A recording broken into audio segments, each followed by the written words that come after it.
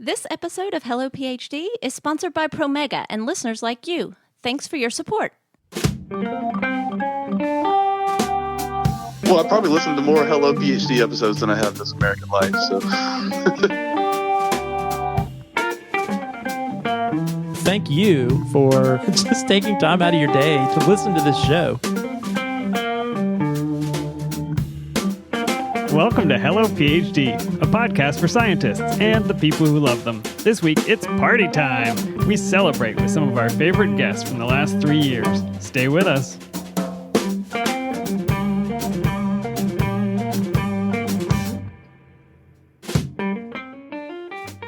And we're back. This is Hello PhD, episode 100. I'm Joshua Hall. And I'm Daniel Arneman. And we'll discuss the human side of science and life in the lab. Episode 100, Dan. I think it's hilarious to think about the fact that you have now said, and we're back 100 times. 100 times. And I said, I think just randomly, and we're back. Oh, in episode 1? I think so. Actually, I don't know. Nobody listens that far back, so it doesn't matter. Please don't go back. Unprovable. Yeah, we were listening to an older episode just a few minutes ago because we were trying to remember the last time we had champagne. Foreshadowing. Spoiler alert, yeah. And it was episode 3, by the way. So low energy. We're very excited this week to be with you. So excited about this episode. Giddy with excitement. Well, but Dan, I'm really, truly excited. Today we're actually excited, yes. Yeah. As you mentioned, Josh, I found us a tiny, tiny, tiny bottle of champagne. It's not so tiny. Well, it's a half bottle size. I didn't think we should probably go crazy and get a full bottle size. But I have for us the Guy Larmandier Cremant Grand Cru Champagne Brut Blanc de Blanc. Did I say that right? Well, I saw it and I was curious if you were going to say Guy or Guy. Well, it's got to be Guy, right? I think it's Guy. Yeah. My wife's family is French-Canadian and she has an uncle Guy, so I think this is the correct way of saying this. Well, let's pop into the stand. As I just said... You going to do it or am I? I'm going to move my laptop out of the way. All right. As I just said, this is the first time we've had champagne on the episode since episode 3. And the reason this is exciting, I think we both had champagne during our graduate training, but it's extraordinarily rare, right? I mean, I had it, I think, at my defense and maybe one other person's defense. Yeah, it seems to be, I don't want to say customary, but not unusual at your defense party for the PI to possibly spring for a bottle of champagne. Probably not as nice as this half bottle of champagne, really. Dan, I saw the price tag. Right at my eye. Please stop that. I saw the price tag on this, Dan. This is more than nice. This is more than we've probably spent on the entire ethanol section for 3 years. Yeah. No, yeah, seriously, this is pretty nice. Don't point it at my eye. Well, you can go look it up. It's not totally extravagant. But if we're going to do it, we're going to do it right. A small amount and see what, because most people I don't think really like champagne. You know, that much. I don't. Yeah, so I figured we would try it the way it's supposed to be tried. I want to say, Dan, I'm actually really excited that this is actually champagne. This is not sparkling wine from somewhere else. Even at my wedding, I didn't have champagne. We had like Prosecco, which is more drinkable because it's sweet. I'm going to go out on a limb. Would you open the bottle so we can... I just say, I don't know if I've ever had real champagne. Like actual champagne from champagne. You must have. I don't know. Well, today's your day. All right, I'm excited. Today is the second time or the fifth. And just to be clear, this is actually the first time we've had champagne because we had sparkling wine. Yeah, we had probably something. Okay, well, I'm going to open it. Nice. All right, smells good. You've got the, what is the little fog? The steam? The mist. The champagne fog. So do you pour champagne like a beer? You tilt the glass? I probably would. You may want to pick that up. Yeah. Okay. I don't know how much it's going to bubble. I want to say, Dan, just so our listeners in their mind's eye can visualize this. This is our wedding crystal. Not ours, yours, and mine. my wife and mine. Yeah, I'm pleased that you actually have champagne flutes. I thought we were gonna. Well, this is the second time in 2018 these flutes have been used. You can probably guess the first time. Yeah, New Year's. That's right. Okay, fantastic. All right, Dan, we've got it poured. Cheers to 100 episodes of Hello PhD. And the next 100. Cheers. Surprisingly good. It is good. It has a richness to it in a good way. It's a little bit sweet. It's not as cold as I think it should be. Well, that's because you got here about half an hour ago. And set it on the desk, yeah. I like this quite a bit. I get a little bit of sweetness out of it, and it doesn't... I've had champagne that tastes more earthy and very dry, and I think this is nicer. I'm glad I spent extra money on it, Josh. Well, I'm glad. It's not overly dry, and the bubbles have a softness to them they're not this harsh, biting carbonation that you sometimes get. Tiny bubbles, as they say. Well, Dan, this is just the warm-up because we're getting ready for a party. Excellent. I love parties. And there's going to be lots of surprises, Dan. You don't know this, but I've invited a bunch of friends over to join us in the studio tonight. Okay, well, hopefully we have enough room for everybody. I mean, I think it's a fun idea. You sent out the invitations earlier in the week? Yeah, sent the invitations out to far and wide. I mean, we'll see who shows up. I sent a bunch of invitations to some of our friends of the show, and who knows who will show up. But before they get here, I did want to mention, Dan, that we had a new Patreon patron this week. Oh, excellent. Want to say a special thank you to Mylin. Thank you, Mylin. And Josh, did you know that we also got a message from our friends at Promega this week? Let's take a listen. Hey, I'm Ray, a research scientist at Promega. And I'm Matt, also a research scientist at Promega. We're both from the Integrated Biology Group in R&D, and we both work on target engagement assays. We just wanted to say congratulations to Josh and Dan on reaching 100 episodes. That's a fantastic achievement. You guys have done an incredible job sharing important ideas about the challenges we face as scientists.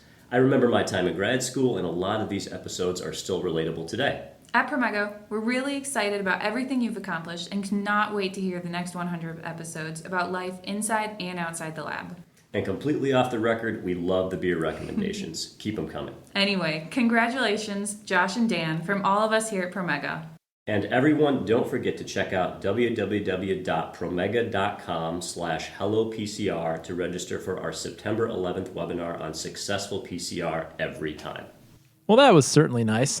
That was nice. They took time out of their busy schedules to wish us well, and I thought that was pretty cool. Yeah, I mean, did you ever think we would actually have a sponsor on the show when we started out? No. No, me neither. We put a lot of thought into that, and Promega, they've been a good partner. Really, really fortunate to have them on the Hello PhD team. Josh, I think I heard a car door slam out front. You check? Oh, let's look. Oh, yep, there's the door. Let's see who it is. Oh, it's Emily Roberts from Personal Finance for PhDs. Hey, Emily. Hey, guys. Thank you so much for inviting me over. Well, you're practically you're such a frequent guest on the show that you had to be the first one here. Oh, yeah. Well, the friends arrive the earliest, right? That's exactly right. They help you also clean up afterwards. Are you going to stay for that? I would be happy to. I think I may just move in with you guys. I really miss how much space y'all have here in North Carolina. It is a beautiful area. Tell us what you brought. What kind of tip did you bring for our listeners? Well, first of all, I brought deviled eggs, which is kind of my specialty for potlucks. Ooh, very Southern. fantastic. Love it. Do you put Yeah. it looks like you have the paprika on the top? Oh, of course. You can't make it without the paprika. I have to warn you, though, they have a little bit of a bite because I'm pretty heavy-handed with the vinegar. Oh, it works for me. Works for me, too. Yeah. And, hey, frugal dish, right? That's true. You can get a dozen eggs for an incredibly small amount of money. That is totally Yeah. true. The worst part of deviled eggs is peeling the eggs. Oh, and I've already done that for you, so there you go. Can you give us a tip for the best way to peel eggs? I have my husband do it. There you go. There's the tip. Is recruit someone else. Delegation is an important part of time management. I think we've A talked sous about chef is basically the response. A sous chef can be very expensive, so that. Not if you're married to them. that's true. So, Emily, what else did you bring for our guests of the party? Okay, well, I brought an oldie but a goodie, which is to track your spending and to budget, because this is really a foundational strategy that underlies pretty much everything that you're going to do in your finances. Tracking your spending will actually help you change your behavior kind of passively, just like knowing that someone's watching, even if that someone is you. It's going to help keep you, in line with your goals. And then to budget, really, some people have negative connotations with the word budget, but it's just a spending plan. It's just a prediction of what's going to happen in the future. And what I really want to emphasize for graduate students is that they should keep an eye on their irregular expenses. And we did a whole episode on this, right? It's Yeah, Dan, what episode? 68. Episode 68. You're on it. I was going to get Dan to look that Yeah. up, but Emily, we have people to look those things up here. I'm those people. I'm the sous chef in this situation. You're the sous chef of Hello PhD. It's so true Awesome. in so many ways. Yeah, so we did a whole episode on this, but basically just those irregular expenses are the expenses that come up like one time a year or a couple times a year. They may be large. They may totally like derail your budget. So just spend some time thinking about what those might be over the course of the next year. And hey, for the beginning of the school year, fellows, you need to think about your taxes, quarterly estimated tax payments. Yeah. Oh, man. Emily, do you have a favorite expense tracking method? I don't know if we've talked about it with you before, and I know there are a lot of programs and ways to do it. Do you have a favorite? Well, I think my favorite is my own Excel spreadsheets, honestly. Like, I do use Mint. I've been using Mint for a super long time, but I don't use it so much for budgeting anymore. I really use that for the tracking. And then I do the budgeting in my own spreadsheet. So if you can create or maybe find a template that you really like, it's so easy to customize with your own spreadsheets. But if you're looking for a done-for-you solution, Mint is excellent, and You Need a Budget is excellent. Yeah, and I believe You Need a Budget at some point became free or very cheap for students with an EDU email address. Do you know if that's still the case? I believe that it's true for the first year. Okay. The last time I checked, that was the case. That could be right. Well, that all sounds really great. Emily, where can people find you? Because I know you really devote a lot of your time and energy to helping grad students particularly survive and thrive as far as their finances go during grad school. So where can everybody find you, and what are you up to these days? Yeah, the best place to find me is my website, pfforphds.com. That's personal finance, pfforphds.com. And, tons of articles there. You have my social media, links, my email, whatever way is best for you to reach me. Yeah, and we certainly recommend, if you want to hear about a lot of the great info Emily has given on our show, if you go to our website and just type Emily Roberts into the search bar, you'll pull 3 episodes up right there. Yeah, so nicely evenly spaced, Emily. You were episode 33, where we talked about what graduate students and postdocs need to know about taxes. Then we did episode 68, where we were talking about targeted savings accounts for regular expenses. And then episode 89, what grad students need to think about when investing for retirement. That's something that many grad students don't think about, and they should, because the time value of money. Totally agree. And Emily, you've been a guest in our studio so many times, I think it's only appropriate that at some point soon we come be a guest at your place. Oh, I would be delighted. Yep, just launched my own podcast, Personal Finance for PhDs, same brand name. Yeah, that would be amazing. Yeah, so for our listeners who want to go deeper to understand all of the aspects of finance, and you've already got your earbuds in while you're in the Tissue Culture Hood, go check out that podcast. Well, Emily, don't feel like you have to leave. Go ahead and run into the party. You can go sit down your deviled eggs and grab a beer and make yourself at home. Yeah, I'm so excited to meet your other guests today. Thanks, Emily. Dan, while we were talking to Emily, looks like lots of guests have started arriving. I should have gotten more than a tiny bottle of champagne, Josh. You didn't tell me we were having so many people. Well, I think our guests know us pretty well. I've seen most people walking in carrying some beer. It's graduate school. Everybody can have like one Dixie cup full, right? That's right. Well, I've seen it looks like postdocs and grad students coming in. Oh, wait, there's the door again. Let's see who it is.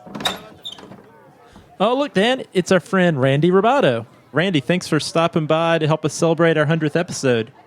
Yeah, I'm glad to be back with you guys. And Randy brought a guest, it sounds like. Yeah, you brought a guest to the party. Who do you have with you, Randy? Yeah, so I've got my business partner, Larry Petkovic. Larry's the other half of the Randy and Larry show when we go to the various, 100 or so institutions across the U.S. doing our Sci PhD thing. It's the Randy and Larry show. So we're lucky. We got Larry here with me today.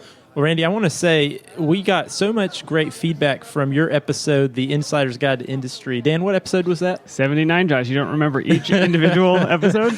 Well, and you looked it up. That was almost exactly a year ago. And I know our listeners learned a lot, but you really changed a lot of the ways that I thought about industry and the transition in mindset from academia to industry. But Randy, I was wondering, what did you bring with you? What kind of tidbits or guidance or wisdom did you bring for our grad students today? Well, I think if we had to put it in a nutshell, right, I think that people should be thinking about, in terms of developing their career, that their PhD is not just training them as a technical expert, right? That a PhD really is a problem solver. And at the end of the day, professional organizations need people to solve problems and be able to do that independently. And I think that the real missed opportunity for a lot of scientists is that they don't necessarily take advantage of the incredible experiences that they have in solving problems, managing risk, and delivering reliable results, which is really what companies are looking for. They tend to focus just on their technical accomplishments, which is only one of the things that companies really look for. Randy, and that's the thing that has stuck with me, and we've talked about it repeatedly after our interview with you a year ago. The scientists that we're speaking to, the trainees, are doing a lot of important work that a company will value, but they're talking about it in the wrong way. And you talked a lot in that episode about the language barrier that, yes, I'm doing 3 replicates of my experiment, but I'm also doing quality control. So making that translation, I think, has been really important, and I encourage people to go back to episode 79 to learn more about that. Larry, do you have any advice to share? You're in the same business. What are trainees missing? Well, I think the other thing, in addition to being problem solver in today's world, you are really also data analyst, and the whole data game is becoming bigger and bigger and bigger. And so in many ways, you have an advantage because you have experience already with working with data when you go into that first job. A lot of folks don't. And I think even, the more you can do around being able to, in some way, to demonstrate your competency in the data area really brings, beyond the first job, that brings a lot of additional career value you can bring to the institution for that second, third, and fourth job. So, don't downplay that. Didn't Glassdoor list data scientists, right, as the number 1 job in America for the last, I don't know, at least 2 or 3 years? Yeah, starting at about 110, 115 grand a year. Yeah. You feel like that? You feel like that data focus is new, based on your experience over the last few years? I don't think it's new. It's just that, analytics are huge. It used to be, in the actuarial fields for insurance and those sort of things. But Moneyball is using analytics. Look at baseball, right? They're looking at analytics for everything. Analytics are being used for politics. Analytics are being used for virtually every aspect of what you'd call performance metrics, right? Figuring out what things are efficient, what things aren't. And scientists are really skilled at analyzing large data sets and drawing inferences from those. So that's something that it's another example of using a language that they don't use oftentimes, a business language, to demonstrate things that they do on a daily basis. It has real value. I think that's what's so cool about the service you all provide for trainees is you open their eyes to this world, because sometimes I think the downside of PhD training is you keep your eyes to the bench and you don't know about this whole world that's going on out there, that you're going to step into after the PhD. And I think that's so valuable what you all are providing. Yeah, so tell everybody where they can find you online. And I know you travel a lot. Where will you be in the next few months so that if we have listeners at those places, they can go sign up? Okay. So online, we're at www.sciphd.com. That's SCI, like science, PhD.com. Let's see, Larry and I are heading out to the West Coast next week. We're going to be at Life Science Washington for a full-day program there, talking about what we just said, the business of science, as well as project management, developing your people, which is how to mentor and manage people, and then team performance. So how do you do continuous improvement? So we'll be there, and then we're going right from there to the Bay Area Postdoc Symposium, sponsored by Sandia Labs, that'll be at Berkeley. After that, I'm heading up to Rochester, University of Rochester Medical Center on the 13th. Then we're going to Penn. Larry will be at SAPA. Then I'm going up to Syracuse and upstate the end of September. And then we're doing a big, huge boot camp at Emory in October. It's a 2-day program. And then we're going out to UC Irvine in the end of October for a 3-day certificate program. So, so there's a lot going on. Your frequent flyer miles are off the charts. Yeah, it's great because we're A-listed. I just flew my whole family to Puerto Vallarta for a week-long vacation. I use frequent flyer miles to pull it all off. Simon, are you adopting? I'm ready. We can talk. Okay, we'll talk. Well, thank you all for stopping by. It's been really great to catch up. And what's your go-to party food and drink? So I'm moving away from IPAs into red ales. I think red ales are getting really, my daughter actually turned me on to those. My go-to food, I got one of those pressure cooker type things. Oh, the Instant Pot. And I'm just starting to play with that. Yeah, that kind of, I'm not sure if that's the brand, but yeah, it's pretty amazing. You can cook. I cooked a pork roast dinner for my family that took me about 40 minutes. It was pretty incredible. And I had a red ale with that, and it was awesome. Living the dream. Just send over those adoption papers. I'll be over immediately. Go for it. Well, Larry, Randy, it's been awesome talking to you. Thanks for stopping by, and we will catch up with you again sometime soon. We will do it. Bye-bye. It was so good to see Randy again, and I'm happy he brought a friend. We'll have to talk to them again when we have a little bit more time. But it sounds like the door again. Oh, this is like a constant flow, Dan. I can't believe you could get this many people into the space. All right, the studio is packed. Let's see who it is. Oh, it's Monica Filiu Mohair from iBiology and Ciencia Puerto Rico. Hi, Monica. Hi. So thanks for coming over. Thank you for having me. Yeah, we are glad to have you at our party to celebrate 100 episodes. Happy 100 episodes. Thank you. So it looks like you have brought something to the party. What do you have with you? Yeah. Well, I actually brought two things. I brought a cheese flan. So it's kind of like a custard that we have in Puerto Rico. So I'm from Puerto Rico, and it's one of my favorite desserts. But I also brought something sweet, and I brought something savory. I brought tostones, which are I've had those fried green plantains, and it's one of my favorite sides to eat with anything or even on their own. So I brought two things, but we have to. I fried them once already, but we have to do the second fry so that they're fresh and crispy now. Well, I will get some hot oil going in the other room. While I do that, why don't you tell Dan about a tip that you brought for the grad students at the party? Yeah. So I was thinking about this, and I mean, there's so many things. I was thinking, what things I wished I'd known when I was a grad student, and there are many, many things. But I think the one thing that came to the top of my mind was the importance of having multiple mentors. This was something that I didn't always know as a student. And, it's really important to have multiple people in your life and in both your personal and professional life that can advise you in, the different things that you're interested in, the different things that are important and valuable to you. So I think that would be my one piece of advice. Have multiple mentors and be proactive about getting them. Yeah, how do you identify those people in your life? How do you know that this is the mentor I want for career and this is the one I want for the research I'm doing? So what I usually tell my students is that, it's important to be proactive and to know what you want.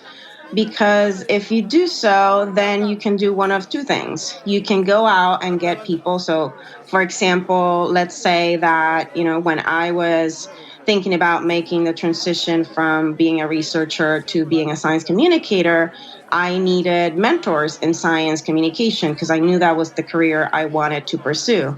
And so because I knew that, I was able to go and get those mentors, find those people that were doing things that I was interested in so that they could talk to me and that, they could provide me with advice. You have to have a goal laid out so you can see the gap, and you need a mentor to help fill that gap. Yeah, makes sense. Yes. It's not just finding people that seem nice. Yes. I mean, nice people are good. Nice people usually make good mentors.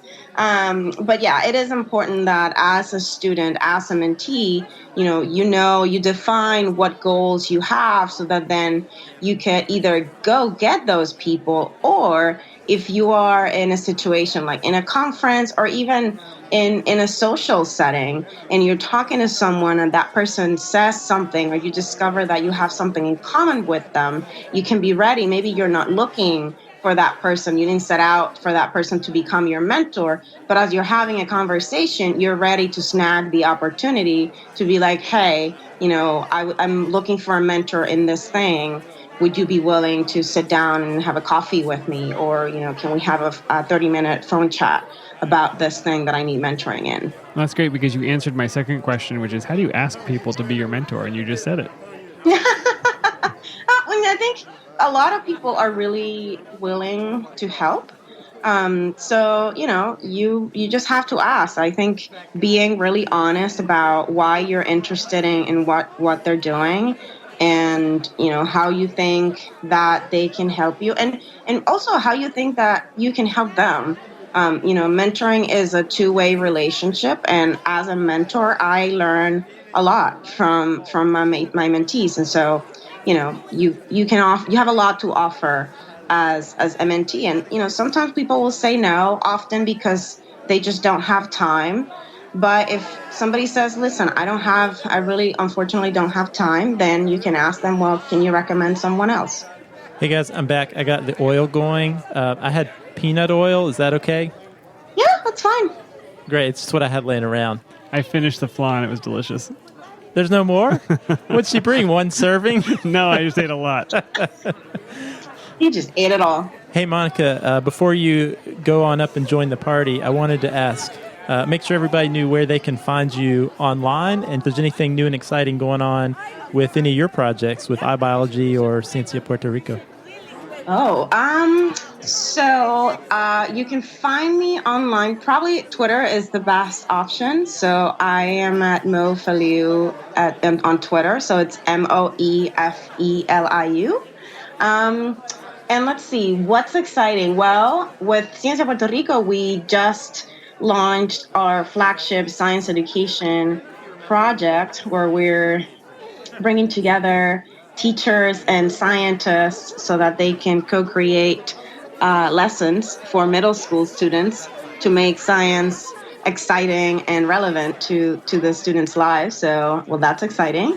And then with iBiology, we have our background to breakthrough videos. So this is a series that I've been producing for a while that features scientists from underrepresented backgrounds and explores how their life experiences and their background informs the science and the innovations that they do. And those videos are out and people can find them on the iBiology website. We're going to throw up a link to that in the show notes, but also we've got a new resources page on the website, and I would love to fill it with amazing resources. It sounds like a good one to add. Ooh, awesome. That's exciting. Yes, I can send you things.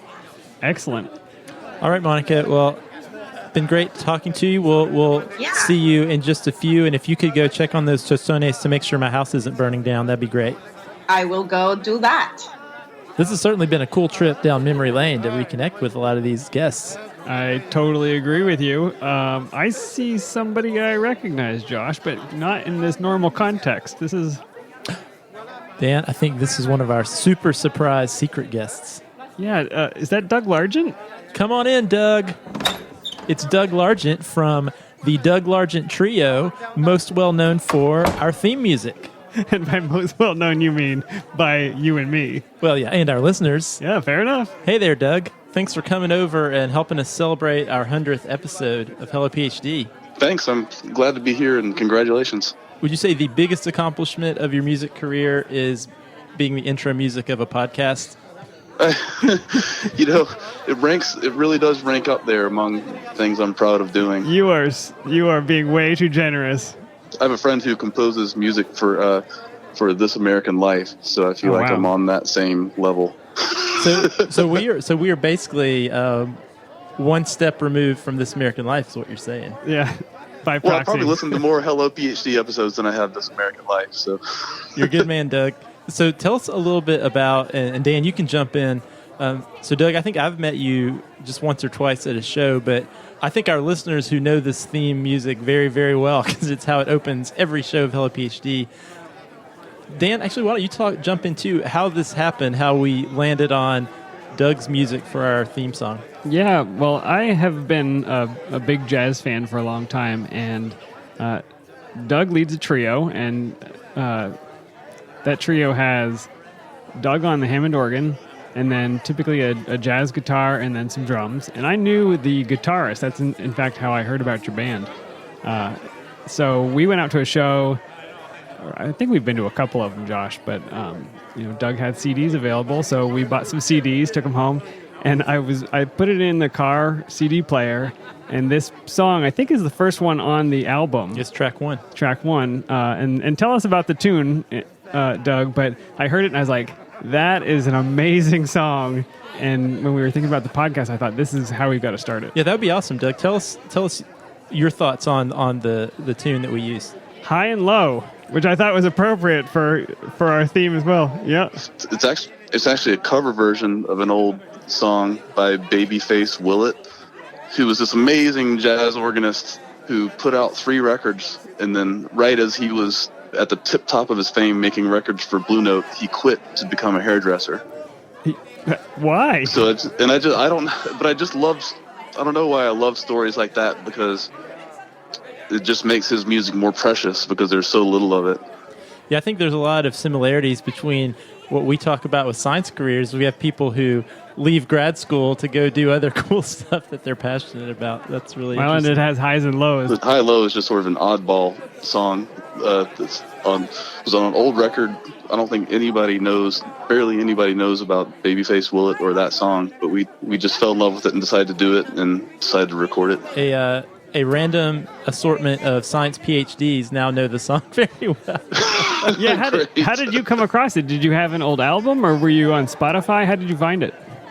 Well, Brad Maiani, the guitar player that I play with, he's a musicologist, and he digs so deep into music. Like when he's into something, he knows how to do research and find super obscure recordings, and like he wrote his PhD dissertation on church music from 1,000 years ago, and so it's really hard to find information about that. But covering everything from then to now, right? 100-page PhD paper on it, and it's fascinating. That is fascinating. It's a different world than we come from, sort of, but the same kind of intense passion for a very tiny subject, right? Doug, tell people where they can find out more about the trio, about where you're playing, and about the band.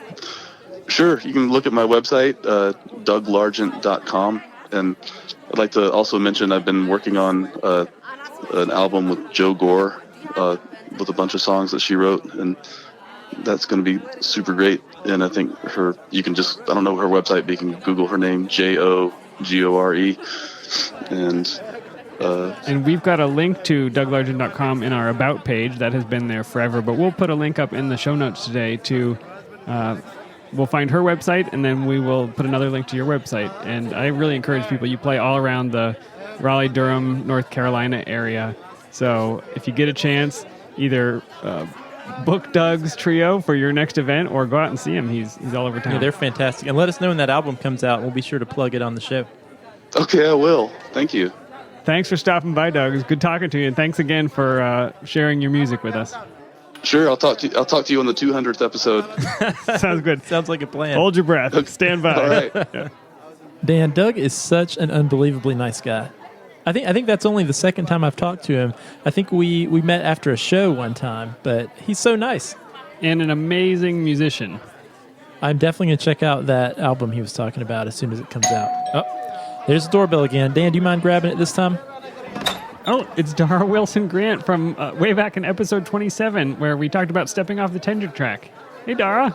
Hey! How are you, Dara? I'm doing well. How about you? Good. It's been a while. I think you were many episodes ago. Yeah, it does feel like a long time. And then it also feels like yesterday. I know. That's totally right. I see you brought something with you today. I did. So here's the long-winded of what I brought. So I recently found out how easy it is to make your own hummus. Oh, really? Yeah, so I've been experimenting with my own little hummus recipes, and so today I brought black-eyed pea hummus. Oh, that sounds great. Be a good New Year's Day dish. Yeah. Too, what do you like with your hummus? I like carrots with my hummus and pita chips, of course. Very healthy, very healthy. Well, that's good. And I'm still not a healthy person. Well, that is fantastic. I bet you also have something very nutritious for our grad students' career as well. Yeah. Not to sound cliche, but I think if I were to provide a word of wisdom for graduate students, I would say to not get so caught up in making the wrong decision, right? I think that sometimes we get so afraid of making the wrong decision that it prevents us from making any decision at all, and it really gets in the way of us moving forward. But I want you to know that no decision is final. You can always make an adjustment. You can always change course. In fact, I think you should look at career decisions the same way you look at your research, right? You have this idea. You think that this is a great idea. You think it might work. And what do? You do your research, right? You do your lit review, you read up on it. If you're not finding the information out there in the literature, you find experts in the field and you talk to them and you get their inside advice and you get their perspective. From there, you just kind of dive in. And if it works out well, awesome, great. If it doesn't work out well, then you troubleshoot. You kind of reevaluate where you are in the process. You make some adjustments, and if it still doesn't work, then you change course. And it's the same thing. And so, just don't be afraid to make a decision. The only bad decision is when you decide to stay in something when it no longer fits. That's a bad decision. Yeah, that takes so much pressure off, I think, when you kind of free yourself up to this isn't the last decision I'll ever make. Exactly. Yeah. I mean, I think life in general is literally a series of decisions, right? You're constantly transitioning from one phase to another. And so this is really no different. Yeah, I say so from your episode, the one piece of advice you gave during that conversation that Dan and I have used over and over and over again and have referred back to is that feeling that you get sometimes when you're in the wrong thing, and something great happens to you, but it doesn't leave you feeling great. I think that's so wise and something we've returned to so many times. But and that's why I invited you to the party. Well, thank you for inviting me. I can't wait to mingle. Please do. Please, we will take your hummus up and set it down, and we'll be up and talk to you shortly. Perfect. Thanks. All right. Dan, every time I talk to Dara, I wish she had a podcast that I could listen to every week. We just have to convince her. I know. She's so great. Every time we talk to her, I just feel like I learned something new, and I feel better about myself in the process. Little known fact, and I don't know if we talked about this during that episode, but she was very helpful to me when I was in graduate school. So she was a career counselor at the time, and I think was mostly working with undergrads.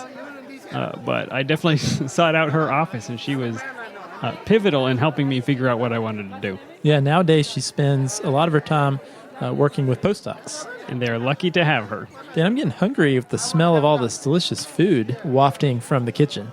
I already ate a whole flan, so I'm all right. What do you need? I'm still, I think I singed some arm hairs on that peanut oil earlier. Maybe we should just leave the microphones, get out of here, mingle with the guests, and eat some. Oh, there's the door again. I thought everyone was here already. Let me see. Oh, well, look who it is. It's Susanna Harris from PH Depression. Hey, Susanna, how are you? Hey, I'm very good. Josh and Dan, it's great to see you again. Yeah, thanks for coming to our party to celebrate 100 episodes of Hello PhD. Congratulations. That's so cool. Yeah, never thought we would make it this far. So, Susanna, what have you been up to since our episode? What's new in your life? Wow, it's been kind of a whirlwind. Your episode helped PhD Depression reach a really big audience, which was awesome. I've been getting back into research. I have my own undergrad again, which is so exciting, and just getting excited for the school year. That's fantastic. So what's new with PhD Depression right now? I see it everywhere now. Yeah, it's really taking off. People have been amazing, sharing and talking about the video that I gave, as well as just kind of the mission of the page. We have, as of when I talked to you last, now we have a much bigger team. We have an official website, and it just keeps growing. Yeah, where can people find that website? So the best place to find us is www.thephdpression.com. Great. Fantastic. And I assume the Instagram is still going strong too. Instagram is still our life force. It's still definitely my baby. So you can find us on Instagram or on Twitter at ph_d_epression. Fantastic. Well, I'm a terrible host. I see that you're carrying some things in your hand that I should relieve you of. What do you have there? Well, you can see that I brought in my own crock pot. That's because I brought pulled pork sandwiches, and I love pulled pork sandwiches. It reminds me of where I grew up. So I grew up in Iowa, and I love to bring pulled pork sandwiches. People can add their own sauce. They can do toppings. It's a good time, and there's always leftovers. So is this like North Carolina pulled pork sandwiches? Ooh, well, I do. It's a little divisive, so I usually bring it with no sauce on it, and I'll bring in the North Carolina style that's more vinegary, as well as what I grew up on, which is more the Kansas City kind of a sugar tomato base. Yeah, well, I am an omnivore of barbecue types. I eat it all. So what kind of tip do you have for some of our grad students who are here? That's a good question. I was thinking about it, and the biggest thing that helps me keep on track is that I keep a bullet journal. And so something you can Google, look up on your computer what all the fun rules are, but basically you make it your own. And the idea is that it's supposed to be both an agenda style journal as well as a personal sort of feeling style journal. And it allows me to, if I am excited about something, if I'm upset about something, I can just write that down in there. And at the same time, that's where I keep most of my calendar events. And so especially whenever I'm feeling stressed out, or if someone says, hey, could you do this on that day? Instead of needing to pull out my phone and checking through emails, I just open up my journal and I can see everything of how I've felt to what I need to be doing. That is a great tip. Yeah. How has that helped you the most since you started doing that? So I think the bullet journaling has helped the most because I always kept an agenda, and that was great in its own, but I think I would have a calendar no matter what. I have to write things down.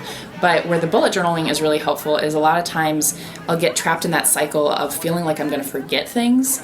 And what's nice about bullet journaling is you have a page that is for the month and pages that are for the day. And so I'll oftentimes have something that I think, oh, I need to get this done, but I can't do it today, and it will stay in my head for a really long time. And instead, I just write it down in the month page, and whenever my brain is like, oh, you need to worry about it, I'm like, no, it's already written down.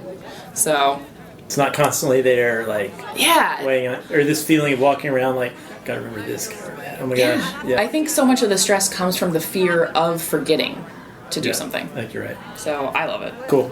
Yeah. Well, thank you. Yeah, you're totally welcome. This was fun. Thanks for stopping by the party. It's great to see you again. Absolutely. I can't wait to hit 200 episodes. Dan, I'm going to have to lock the door. I think the fire marshal is going to come over pretty soon and kick everybody out. I think we're at capacity. It is very packed in here, Josh, but I wanted to take a few minutes and ask you about, what were some memorable moments for you of the last 100 episodes? We've covered a lot of ground. We've been at this for quite a few years. And what stands out to you? I know there's some perennial favorites, there are some popular episodes, but what sticks to you? Dan, so in my job, I spend a lot of time working with graduate students and other science trainees, and I think a lot about science training and how we can make it better. I even do research on science training. But when I think about my viewpoint on graduate school now, it blows me away. I've learned so much over the last 3 years from doing this podcast, and a lot of that, even the people who've stopped by tonight, is just a small sampling of all the cool people and smart people we've gotten to talk to over the last 3 years. And that's just our guests. That's not even counting all of the listeners that we've either heard from through email or social media, or that we've even gotten a chance to meet. I feel like I have such a more well-rounded view of what it's like out there in the science landscape through all the people we've met and talked to these last 3 years. No, I totally agree. And the people are so diverse and so interesting. Their backgrounds are so different. I mean, but you remember we interviewed Nikki Spahich about her work on turning science into comedy. Like, that was kind of an out there idea, but it really worked. We've talked to people who are doing science policy. We've talked to people who are postdocs and trying to improve science training and outreach for underrepresented minorities. Like, there is so much So much creativity. There's so much creativity. There's so much variety in the ways that you can apply science. And I think that's really been eye-opening for me. Yeah, and I think it's really fortunate the amount of perspective we've been able to get from all these different people, because I think it's easy for us, and probably when we started, this Hello PhD journey 3 years ago, we certainly had a viewpoint that was, hey, there's a lot of things you can do with a PhD.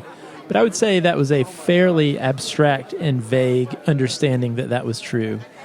But now, like you mentioned, Dan, I really believe that, and if we could just go back through our episodes and name dozens and dozens of really cool ways that people are using their scientific training and really building upon what they learned in graduate school to do some really important and cool work.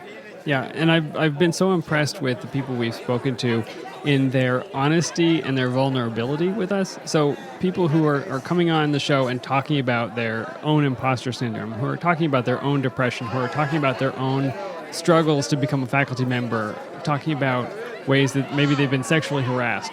The really hard stuff that happens in lab, and it happens every day, just by having those conversations, I feel like it opens up the ability for all of us to say, okay, this is going on.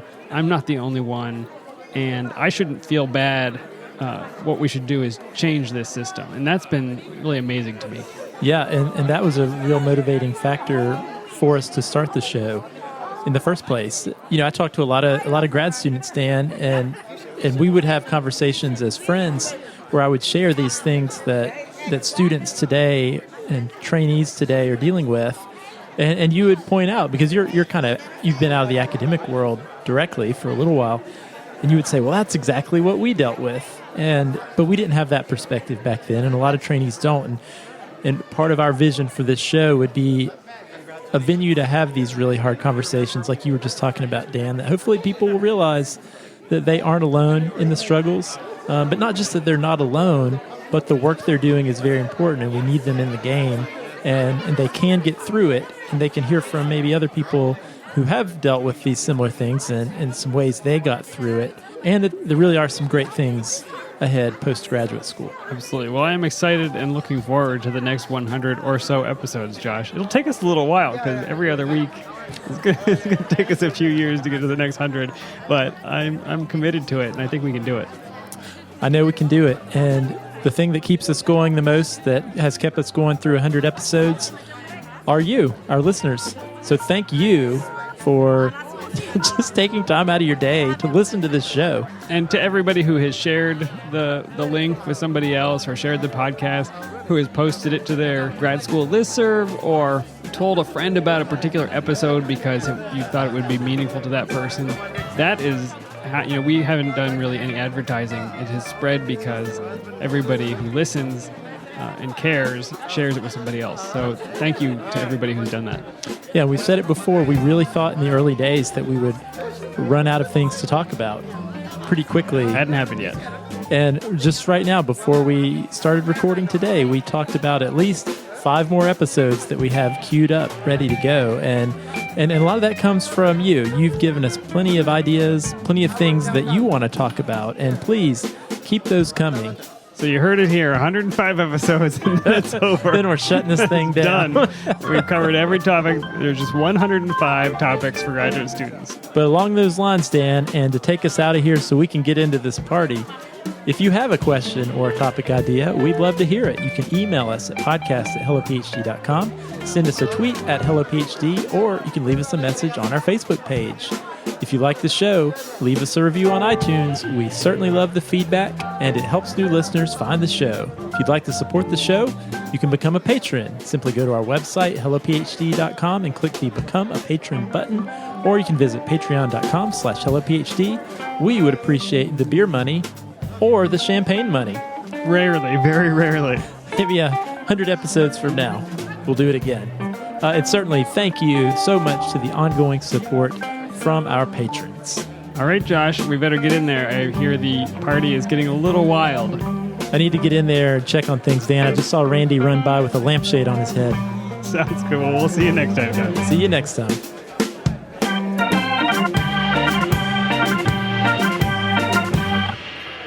Congratulations for the 100th episode.